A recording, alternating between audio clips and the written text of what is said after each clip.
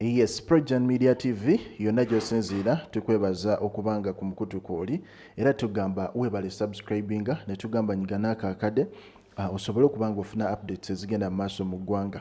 Yes, olutalo olwabadde luzeemu wakati w'omukyala amanyiddwa nga Faridah Nakazibwe ne Justine Nameere ng'era bano bo kirabika bo baakubeera kabwanangu bbanga lyonna olw'ensonga nti omukyala ono Justine Nameere yavuddeyo ku social media n'agezaako okubanga congratulatinga actress omu Nigeria amanyiddwa nga Omotola Jalade Ekeinde ng'agezaako okuba nti congratulatinga birthday ye, naye ekyamaze enviiri ku mutwe we yamaze okukola post ye ne wavaayo omu ku bafaani yavuddeyo n'abanga yakomentinze bubi nnyo ddala ng'agezaako kubanga adiisinga omukyala ono Justine Nameere.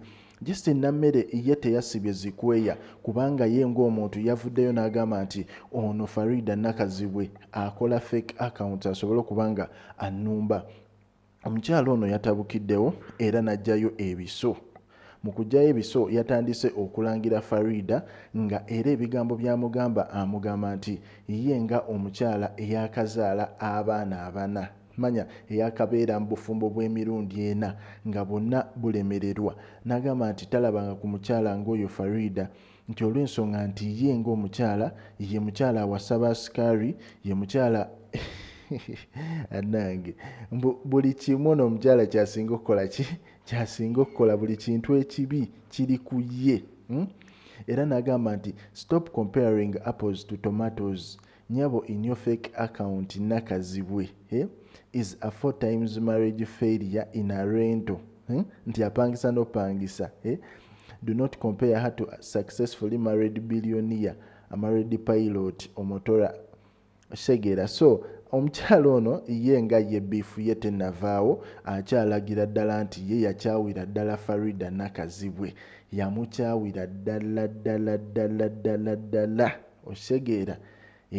Era n'amulangira n'amugamba nti agezeeko kubanga asetolinga mu bufumbo obutuufu ave ku kwesiba ku bwana obuto nga bu Bruno K. Adange ku Projan Media TV yonna gy'osinziira likinga commentinga. Omanyi ebiseera ebimu waliwo amawulire ge tuba tulina obbawa oluusi tusekemu tuleme obbeera siriasi buli ssaawa ne Bobi Wine n'abalala okitegeera. Politics tulina obubaamu naye ate waliwo otuuka nga yes mulina okugendako ne mu entertainment